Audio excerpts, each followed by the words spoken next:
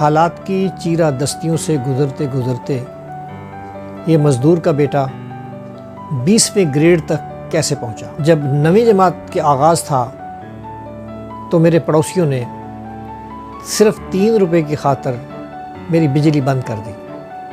ایک اور خالہ جان تشریف لائیں، میں تمہیں 5 روپیہ مہینہ دوں گی، تم میرے بیٹے کو پڑھایا کرو۔ 9ویں جماعت سے ٹیوشن شروع کی، پھر ایک کلرک کی حیثیت سے میونسپل کارپوریشن جوائن کی، اور پھر میں پڑھتا بھی رہا، پڑھاتا بھی رہا اور ترقی کے خواب بھی دیکھتا رہا۔ لیکن ہم زندگی کی دوڑ میں ہارے ضرور ہیں، لیکن کسی محاذ پر پسپا نہیں ہوئے۔ گورنمنٹ کالج جوہر آباد پہلی اپائنٹمنٹ تھی۔ شاہینوں کے شہر سے پاکستان کے ادب میں میری 152 کتابیں ہیں۔ جب صدارتی ایوارڈ تقسیم ہوتے ہیں تو اس میں کسی استاد کو عزت نہیں دی جاتی، کسی طالب علم کی حوصلہ افزائی نہیں کی جاتی۔ FA اور BA ان کی تمام کتابوں میں انگریزی اور اردو قائد اعظم کا کوئی مضمون نہیں ہے۔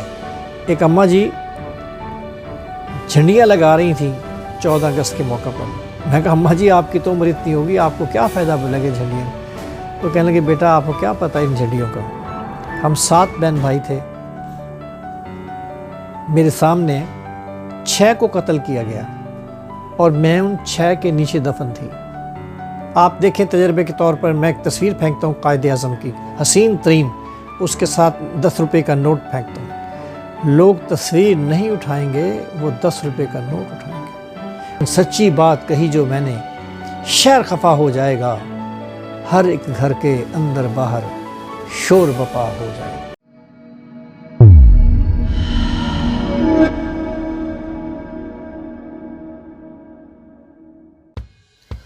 ناظرین، خبر آزما ٹی وی کے معروف پروگرام بات کر کے دیکھتے ہیں میں سرگودا سے تعلق رکھنے والے قومی سطح کے دانشور، براڈ کاسٹر، نقاد، شاعر اور ہر دل عزیز استاد ڈاکٹر ہارون الرشید تبسم ہیں۔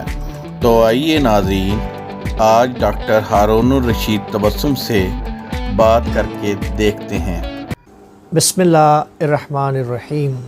اللہم صلی علی محمد فی اول کلامنا، اللہم صلی علی محمد فی اوسط کلامنا، اللہم صلی علی محمد فی آخر کلامنا۔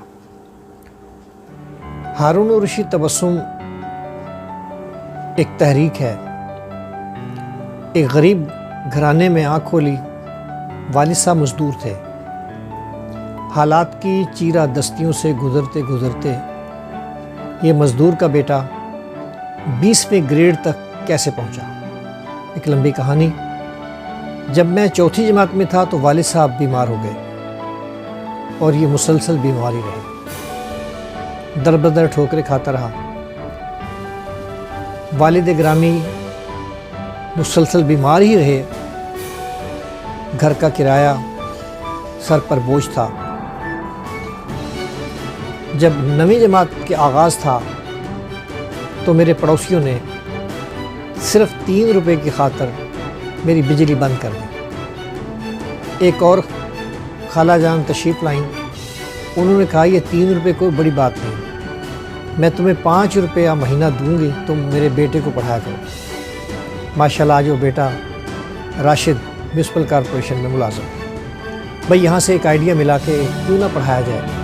بس دیکھتے ہی دیکھتے پہلی ٹیوشن جو 8 ہوئی تھی وہ 90 روپے یعنی 90 روپے تھی۔ اس سے نہ صرف بجلی کا بل دیا گیا بلکہ مکان کا کرایہ بھی ادا ہو گیا۔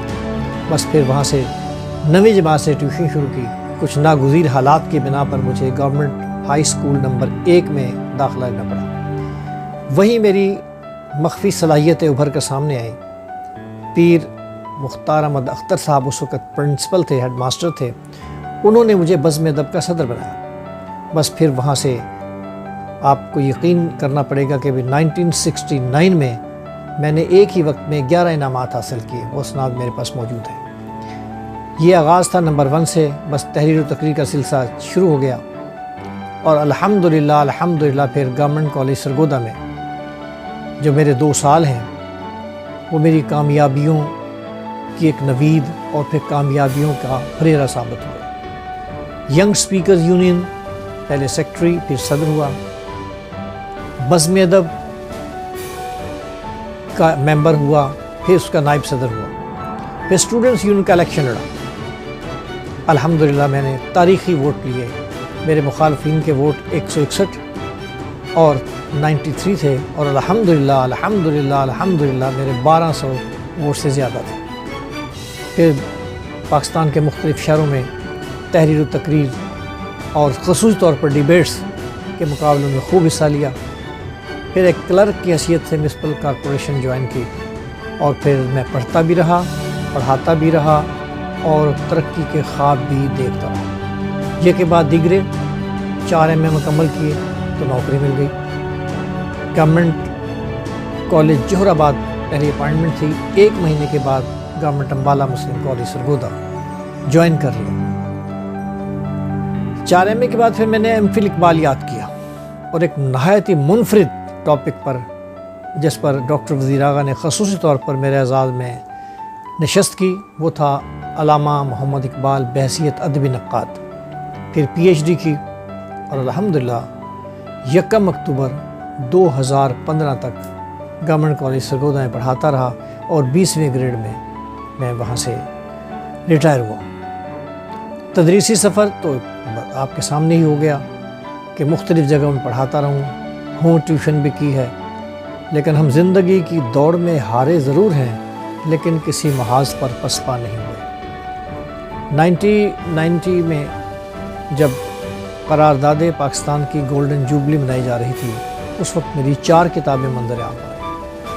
الحمدللہ، اور اللہ کے فضل و کرم سے آج شاہینوں کے شہر سے پاکستان کے ادب میں میری 152 کتابیں ہیں، جس میں خالصتاً 125 ادبی کتابیں ہیں، اقبالیات، تحریک پاکستان، شخصیات اور نامور ادیبوں شاعروں کے حوالے سے ان کی تحریروں پر تبصرے میری کتابوں کی زینت ہے۔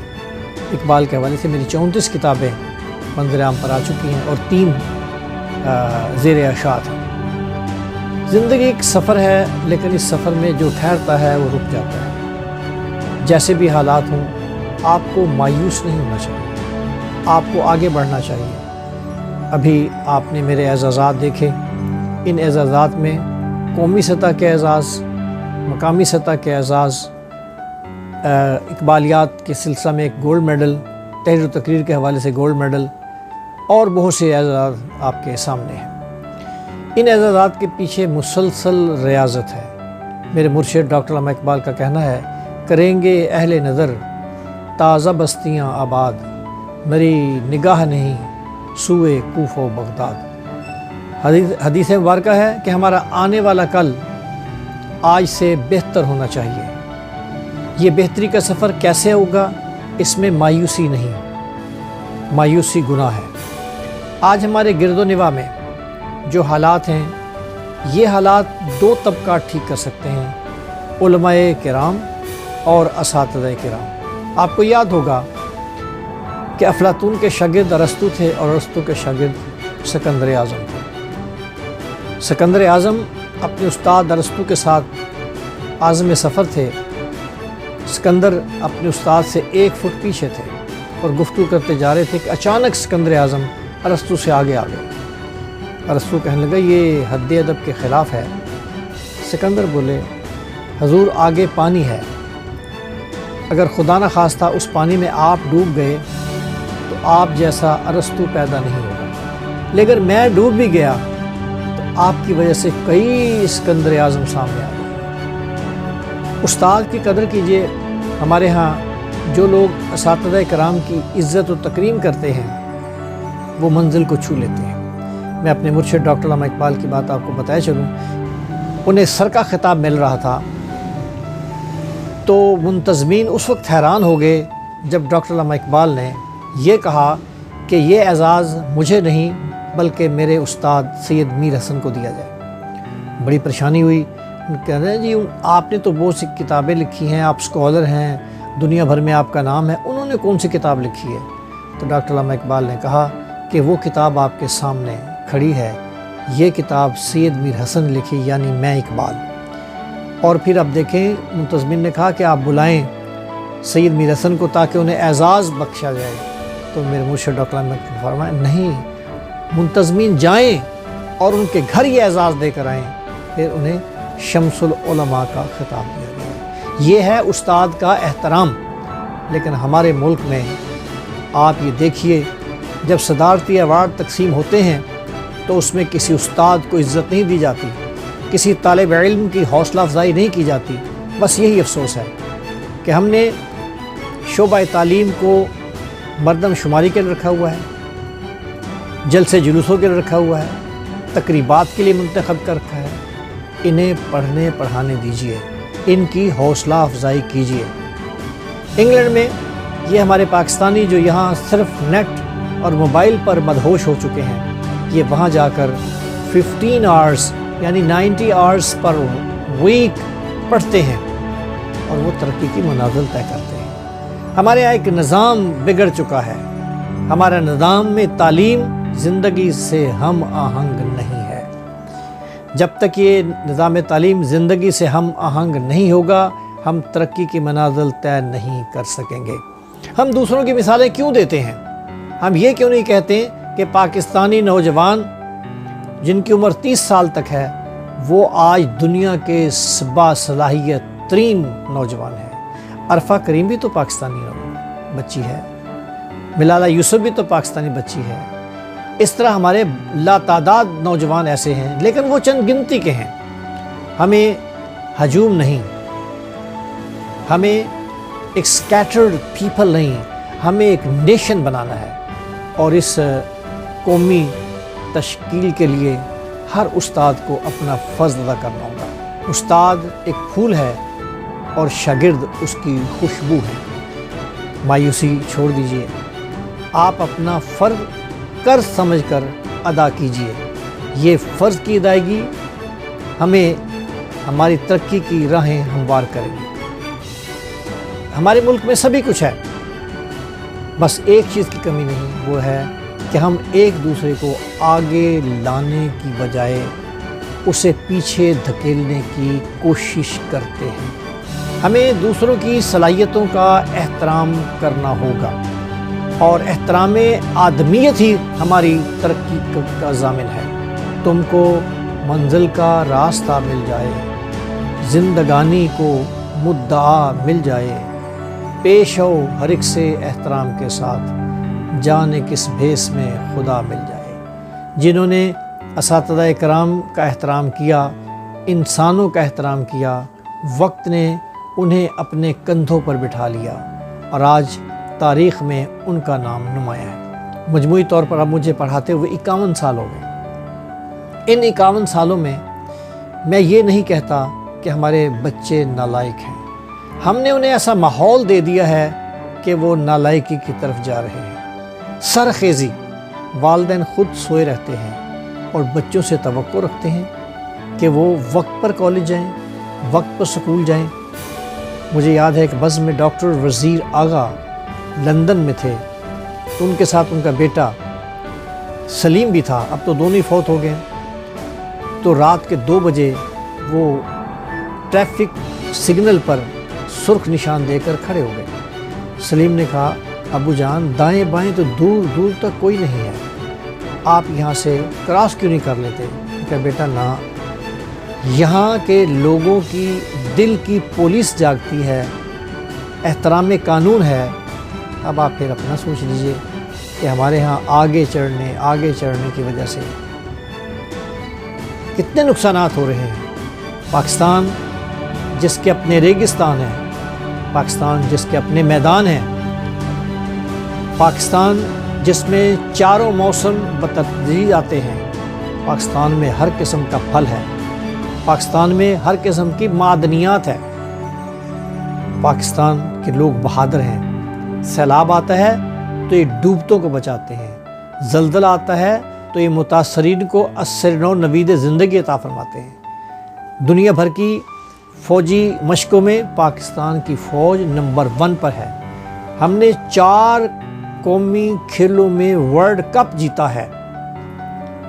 ہمارے پاس سبھی کچھ ہے، لوہا ہمارے پاس ہے، چاندی ہمارے پاس ہے، سونا ہمارے پاس ہے۔ ابھی حال ہی میں جو ریسرچ ہوئی ہے چنیوٹ کے حوالے سے، وہاں پر اتنا لوہا دریافت ہونے والا ہے جو ہمارے قومی بجٹ کے عین مطابق ہے۔ تو پھر کس لیے آپ پاکستان کا برا کہتے ہیں؟ نوکری نہیں ملتی تو پاکستان برا کہتے ہیں۔ ذرا سوچئے، امتحانات کی طرف نظر دوڑائیے، سی ایس ایس کا رزلٹ 1% ہے۔ محنت کرتے نہیں، ہم صرف خواہشات کرتے ہیں۔ ایک اپلیکیشن طالب علم نہیں لکھ پاتا۔ ذمہ داری اساتذہ اکرام طالب علم پر یکساں ہوتی ہے۔ صبح سے لے کر شام تک یہی لطائف سامنے آتے ہیں کہ بچے صرف ایک ڈگری چاہتے ہیں، ایک پردہ چاہتے ہیں، اور یہ ساری ڈگریاں ہماری تعلیمی رسیدیں ہیں، ہماری قابلیت نہیں ہے۔ اس قابلیت کو حقیقی طور کا رنگ دینے کے لیے ہمیں مسلسل محنت اور ریاضت کی ضرورت ہے، اور خصوصی طور پر جو طالب علم ہیں انہیں اپنے مشاہیر، اپنے بزرگوں کے کارناموں سے روشناس ہونا چاہیے۔ آج نظریہ پاکستان دم توڑ رہا ہے۔ نظریہ پاکستان کیا ہے؟ اس کی تشریح اپنے اساتذہ کرام سے سیکھیے۔ نہایت معذرت کے ساتھ ایف اے اور بی اے ان کی تمام کتابوں میں انگریزی اور اردو قائد اعظم کا کوئی مضمون نہیں ہے۔ میرے آقا و مولا تاجدار کائنات، سرور کائنات، محسن کائنات محمد مصطفیٰ صلی اللہ علیہ وآلہ وسلم کی حدیث مبارکہ ہے کہ جس مسلمان کے 2 دن برابر ہوئے اس کا بہت نقصان ہوا۔ اس کا مطلب یہ ہے کہ ہمارا آنے والا کل آج سے بہتر ہونا چاہیے۔ نہایت معذرت کے ساتھ آج دنیا چاند پر پہنچنے کے بعد مریخ تک رسائی کر چکی ہے، اور ہم لوگ اپنی گدا گاڑی کو بھی بریکس نہیں لگا سکے۔ دنیا اس طرف تیزی کے ساتھ بھاگ رہی ہے، اور ہم ان کا بنایا ہوا ساز و سامان، چاہے وہ موبائل ہے، چاہے وہ کوئی ٹیکنالوجی ہے، وہ استعمال کر کے ہم اس سمت جا رہے ہیں۔ ہم یہ کیوں نہیں کہتے کہ آج پاکستان کے جو پروڈکٹس ہیں اس پر دنیا فخر کرے؟ ہماری سوچ کا دھارا منفی کیوں ہے؟ یہ جو روزانہ آپ ٹیلی ویژن پر یہ کھا گیا، وہ کھا گیا، نیب کے اتنے کیسز، فلاں چیز کے اتنے کیسز، ایف آئی اے کے اتنے کیسز، یار آپ کسی کو ایسا بھی تو مثال دیں جیسے عبدالستار عیدی ہیں کہ انہوں نے ایک قوم بنانے کی کوشش کی کہ انہیں 2 آنے روزانہ ملتے تھے، وہ 1 آنا اللہ کی راہ پر خرچ کرتے تھے، اور پھر آج اس کا اعزاز آپ نے دیکھا ہے کہ پوری دنیا میں ان کی میڈیکل ایمبولنس ایئر بسیز ہیں۔ کیسے بنے وہ؟ چوری تو نہیں کی، ایک کریکٹر ثابت کیا تھا۔ اور انہوں نے جب وہ سرگودا تشریف لائے تھے 16 نومبر 1994 کو پروگریسو اسکول میں میری ان سے ملاقات ہوئی۔ پھر ان کے انتقال پر مجھے بڑی خوشی ہوئی کہ میں ان کے لیے کتاب لکھوں۔ اس کا مطلب یہ نہیں کہ ان کے انتقال کی خوشی ہوئی، کہ میرے لیے خوشی تھی کہ میں ان پہ کتاب لکھوں، اور پھر اللہ نے اتنی برکت دی کہ ان کے چیلم سے پہلے وہ کتاب منظر عام پر آ گئی، اور ان کا بڑا پن دے کے فیصل عیدی سرگودا تشریف لائے میرا شکریہ ادا کرنے کے لیے۔ میں نے پھر ان کے اعزاز میں جن حال میں ایک چھوٹا سا فنکشن بھی رکھا۔ ہمیں اب جو اہل دانش ہیں، انٹلیکچول ہیں، انہیں یہ سوچنا ہے کہ ہم ترقی کی راہ میں لالچ کے بغیر کیسے آگے بڑھیں۔ ایک ایسی ٹیم لائی جائے جو صرف اور صرف یہ کہے پاکستان، کہ پاکستان کا مطلب کیا؟ لا الہ الا اللہ، اور پاکستان کا مقصد کیا؟ محمد الرسول اللہ۔ اس جذبے کو آگے رکھتے ہوئے ایسی ٹیم تشکیل دی جائے جو خالصتاً پاکستان کا نعرہ لگائے۔ ہمارے ہاں محب وطن لوگوں کی کوئی کمی نہیں ہے، لیکن حکومت تو ان لوگوں سے فیض حاصل کرتی ہے نا جنہیں پلاٹوں کی ضرورت ہے، جنہیں اعزازات کی ضرورت ہے، جنہیں کوٹھیوں کی ضرورت ہے۔ ایسے غریبوں سے ملیے جو جھونپڑیوں میں رہتے ہیں اور پاکستان کے لیے اچھے خیالات کا اظہار کرتے ہیں۔ ایک اماں جی جھنڈیاں لگا رہی تھیں 14 اگست کے موقع پر۔ میں کہا اماں جی آپ کی تو عمر اتنی ہوگی، آپ کو کیا فائدہ لگے جھنڈیاں؟ وہ کہنے لگے بیٹا آپ کو کیا پتہ ان جھنڈیوں کا، ہم 7 بہن بھائی تھے،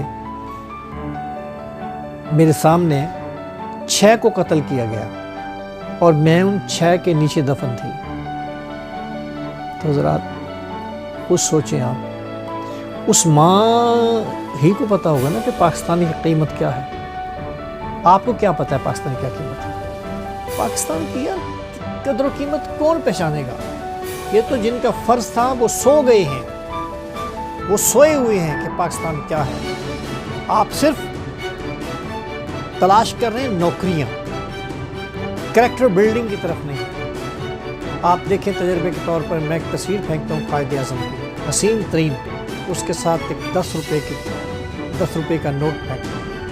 لوگ تصویر نہیں اٹھائیں گے، وہ 10 روپے کا نوٹ۔ انہیں قائد اعظم سے اب اس لیے پیار ہے کہ قائد اعظم کی تصویر نوٹ پر چھپے۔ جب تک آپ مادیت سے دور ہو کر پرخلوص انداز میں آگے نہیں بڑھیں گے، ہم دنیا کی ترقی کا مقابلہ نہیں کر سکتے۔ بتائیے کون سی جماعت ایسی ہے جو تعلیم کے حوالے سے بات کرتی ہو؟ سب کرسی کے پیچھے بھاگ رہے ہیں۔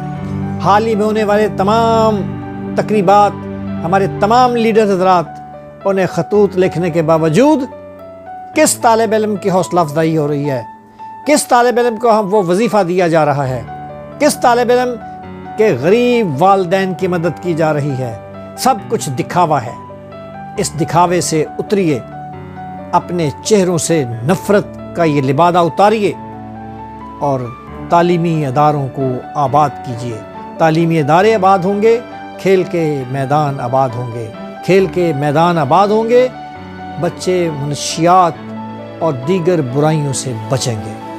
میری معروضات میں کچھ تھوڑی سی تلخی ہے، لیکن سچی بات کہی جو میں نے، شہر خفا ہو جائے گا، ہر ایک گھر کے اندر باہر شور بپا ہو جائے گا۔ اللہ حافظ۔